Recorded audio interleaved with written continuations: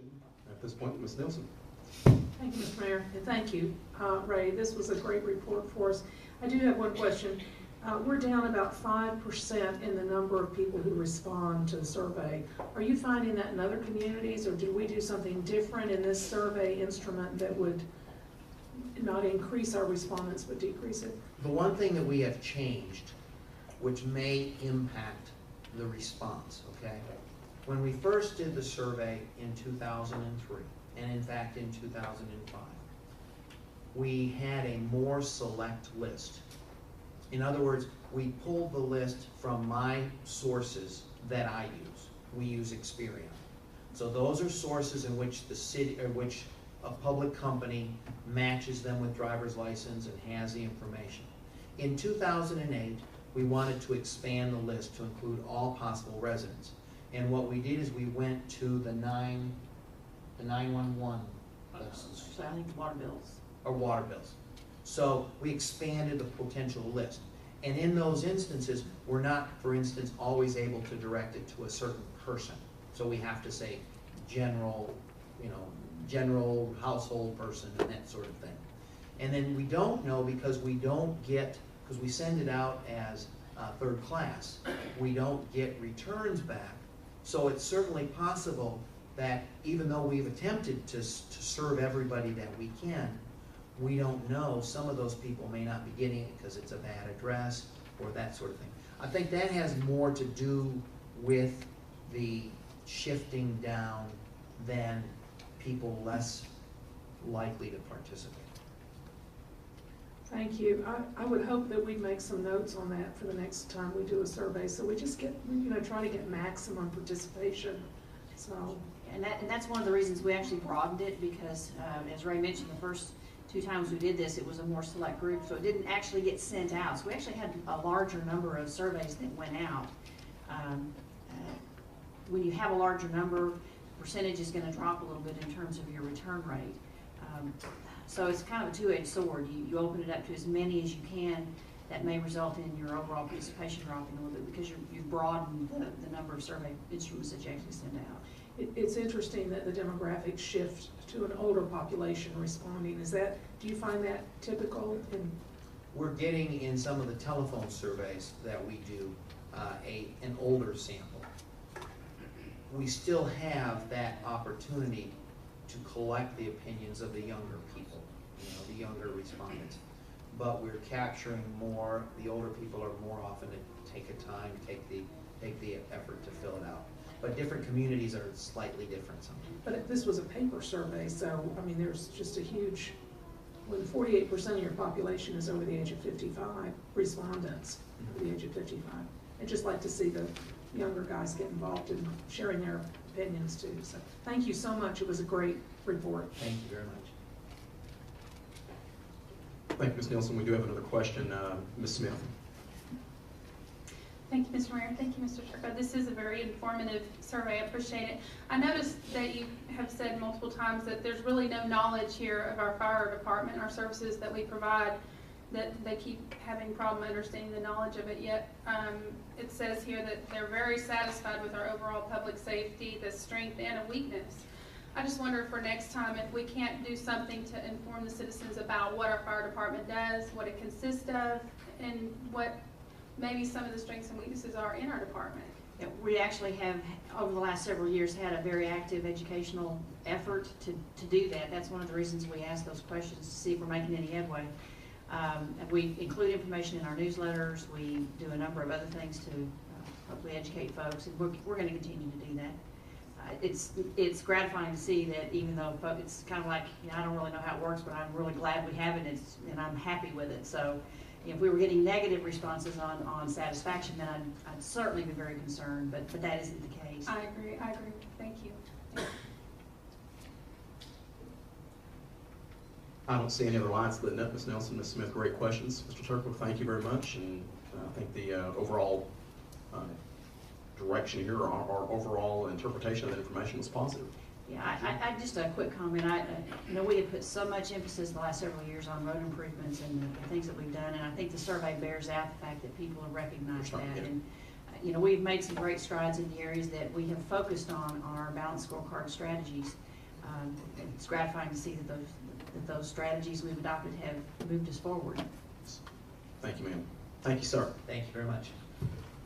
All right, I'm going to make one change as we're going to make our way. Well, I'm going to really do two things here. We're going to be making our way into public hearing items. I'm going to take a break right quick, and when we come back, we're going to move agenda item number 4 up to start us off as far as public hearings are concerned, and you'll have someone else sitting in the middle chair there as we conduct that public hearing is due to a professional, my other side of what I do, my other job that I do. Obviously, Kroger's one of my customers, so at this point, we will take a 5-minute break. Thank you.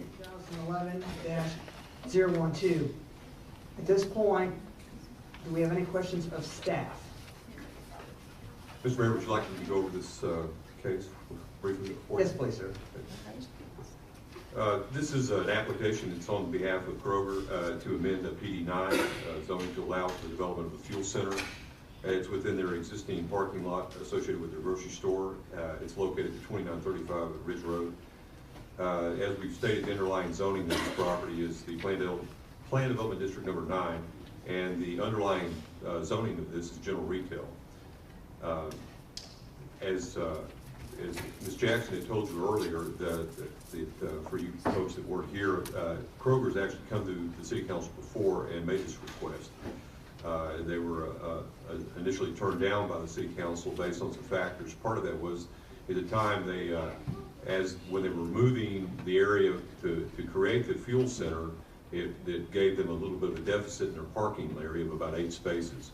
Well, they've gone back in and added some spaces around the building, and they were also able to restripe some of the parking out in the parking lot. Their slots were actually striped at 10 foot. Our standard for parking slot is 9 foot wide, so they were able to pick up some parking spaces that way. One of the other factors in being able to reconsider this, because that's what happened, is they had to make a request back to the Planning and Zoning Commission to see if we could reconsider this request within less than a year, because if there was some new evidence that we could look at. Part of the problem that we were not clear about to begin with is that essentially there was a Tom Thumb plan for this particular shopping center, and the site plan that was brought in initially indicated that where the parking was, and there was a fuel center approved for this area, but it was over off of Horizon Road. And as you're looking at the picture, it would be sort of in the right-hand corner of the property. And that was the area, and it still exists today, that is still an approved area for the PD to allow for a separate fuel center. However, those things changed, and Tom Thumb didn't come in and did take the property, and the Kroger store moved in and didn't elect to purchase that piece of the property, and came in without the fuel center at that time. Now they come back, and that's where we're at tonight. Part of that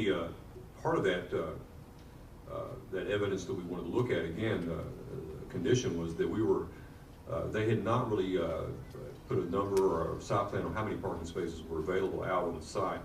And after recalculating the parking that exists in this entire shopping center area, there is about 107 additional parking spaces that it's beyond the requirement for the shopping center. There's also an agreement with Regency, who owns the shopping center part of it. Kroger owns their own lot, but Regency is actually owns the rest of the shopping center. There is an agreement there for mutual access and mutual parking amongst the different tenants. So essentially, it is true that you probably would have to park, additional parking would have to be on either side of what Kroger owns, but there is adequate parking there that could accommodate any parking issues associated with this.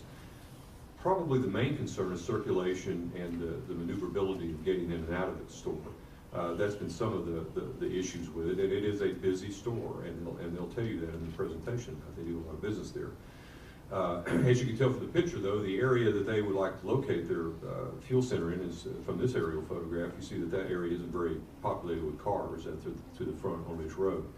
And that is the area that they want to locate the fuel center. Through the conversations and discussions we've had with them, actually over the last couple of years, we asked them to turn the fuel center in that configuration as you see today, so it would not be basically blocking the view of the Kroger store itself, and they agreed to do that. Some other concessions that they have also agreed to is their actual fueling truck. We asked them not to enter off of Ridge Road, but to come down to Arista and come back around, and that's what you're seeing in the circulation pattern.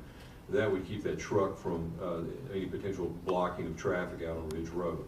Now, when they'll talk to you about the median, the raised median that Ms. Jackson spoke to you about, you can kind of see it. It's as the driveway, there's sort of a bell-looking, triangular-looking piece that would separate that first entrance into the center. It's a kind of a right in, right out only situation. There we go.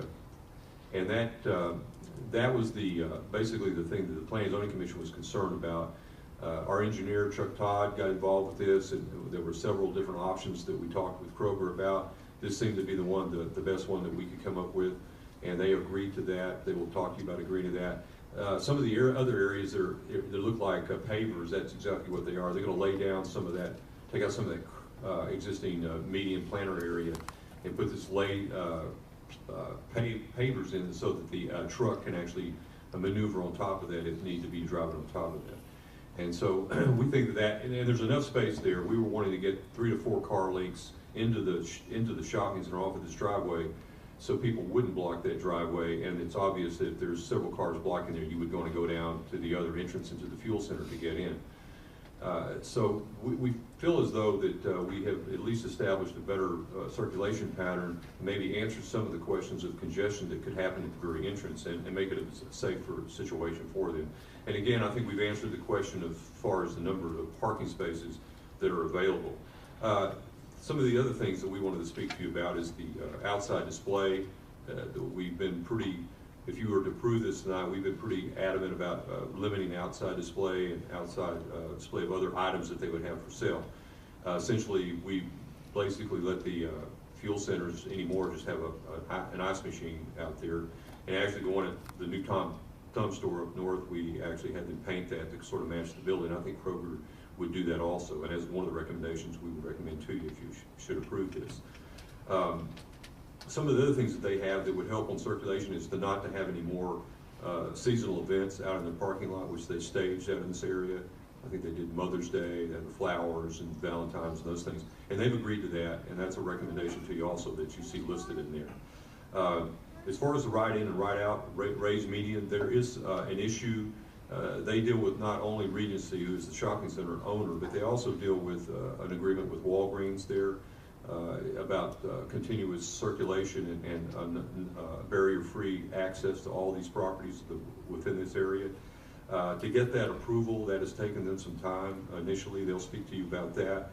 So our recommendation to them was that the construction of this ride-in, ride-out median, we would allow them to give them a 12-month period of time to get that agreement in place. Now, maybe less than that, maybe a month, we don't know. But from the time that we issue them a building permit for the fuel center, we're recommending that they have a maximum of 12 months to get that thing installed, and that's basically a legal matter that they have to get straightened out with all with Walgreens and Regency there within the shopping center. This is a public hearing. We did take it to the Planning and Zoning Commission, and they did approve this. As Ms. Jackson said, there was only 4 members in attendance, and we had a vote of 3-1 with 1 opposed to it. And I think the opposition was basically on the circulation again and the congestion that's occurring. We are under road construction over there. That's contributing to that, obviously. But we think this is the agreement with Kroger we have at this time as far as what we, as a city, as far as a safety issue, and as far as circulation and how we're dealing with congestion, is the best thing that we can do at this point. With that, I'll be glad to answer any questions you have of staff. Any questions for staff? Not seeing any lights. We'll now open the public hearing. So, if you would please now open the public hearing for Z 2011-012. Please state your name and address for the record, please. Yes, thank you. My name is Gary Huddleston. I'm the Director of Consumer Affairs for Kroger Food Stores. Our office is at 1331 East Airport Freeway, Irving, Texas. And I'm responsible for the 208 Kroger stores in Texas and Louisiana. I would say that this is one of our most successful Kroger stores in Rockwall. We have operated our Rockwall store for a number of years, both the prior store and our newer store on Ridge Road. We're here tonight, as Mr. LaCroix said, to ask permission to construct a fuel center at our Rockwall store. And many of our customers have asked for the value of Kroger fuel, especially since we've introduced our fuel rewards program. Also, it will make our store even more successful, and it will allow us to compete with our major competitors that have fuel stations within the city of Rockwall as well. Yeah. As Mr. LaCroix has said, we have worked very hard. We appreciate city staff and what they've done to help us and help the city to comply with all the rules and regulations. We've turned the fuel center, as Mr. LaCroix has said. We've agreed to put in a raised median so that customers will not make a left turn into the fuel center. We've also agreed to put a sign up saying no left turn into the fuel center to keep the circulation going. And we believe most customers will enter the store, will go and park and shop to gain the fuel rewards, and then as they exit the store, they will purchase their fuel and then facilitate even a better circulation within the store.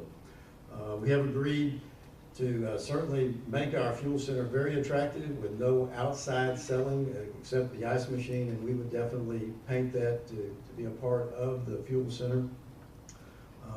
We will not have any more seasonal events, even though they are very successful. We will agree definitely to discontinue that because we understand that creates more traffic and does take up parking when we do our seasonal events. So we would agree not to have any seasonal events out in the parking lot. As Mr. LaCroix said, we do need some time in order to gain the approvals of Walgreens and Regency, but we would like the opportunity to begin construction while we obtain those permits, and we would commit to you that we'd have the agreements in place prior to opening of our fuel center. I have staff here from both our real estate department and our Kroger engineering department that's worked with the city, and we have an outside engineering firm that's with me as well tonight, and I'd entertain any questions that you might have, and we'd ask for your positive vote. Okay, thank you. Council, any questions? Seeing no lights right now. Well, Thank you. thank you. This is a public hearing. At this time, if you do have a wish to speak on this issue, you may come up and address the council at this time. Is there anyone who would like to approach the council on this issue? Seeing none, I'm going to go ahead and close the public hearing at this time. And now we will now open up discussion. Council? Councilwoman Giesler. Thank you, Mr. Mayor. I was pleased to be able to support your proposal last time on the losing side, I'm sorry to say, but I will tell you that I've always been a Kroger fan, but I live on the north side of town, and so when Tom Thumb opened, I switched my loyalties, and one reason is I get a 20-cent discount on my gas, and because I shop a lot at Tom Thumb. So I think that your customers are going to be thrilled to death to have you as part of the shopping experience that they'll have at Kroger's, and I applaud you for the work that you've done to try to satisfy the city requirements with P&Z and the council, and thank you very much. So, Mr. Mayor, I'm ready to make a proposal that we approve Z2011-012, the Kroger Fuel Center, PD 9 amendment. We have a motion. First light, actually, it's Councilwoman Smith. A second. We have a motion and a second. Seeing no other lights, I will call for your You vote. have an ordinance to read? Oh, we have an ordinance. Thank you. Julie? An ordinance of the City Council of the City of Rockwall, Texas, amending the Unified Development Code of the City City of Rockwall as previously amended so as to amend Plan Development Number 9 District specifically to allow for a proposed fuel center in conjunction with the existing Kroger store located at Lot 18, Block A, Horizon Ridge Edition, being 7.1779 acres and located at 2935 Ridge Road, and more specifically shown in Exhibit A, providing for special conditions, providing for a penalty of fine not to exceed the sum of $2,000 for each offense, providing for a severability clause, providing for a repair clause, providing for an effective date. Okay, with that, I'll call for your vote.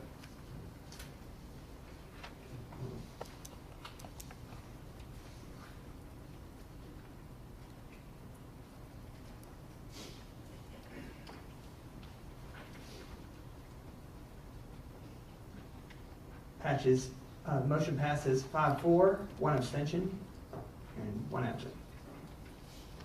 With that, I will go ahead and call for a very quick break so the mayor can get resituated.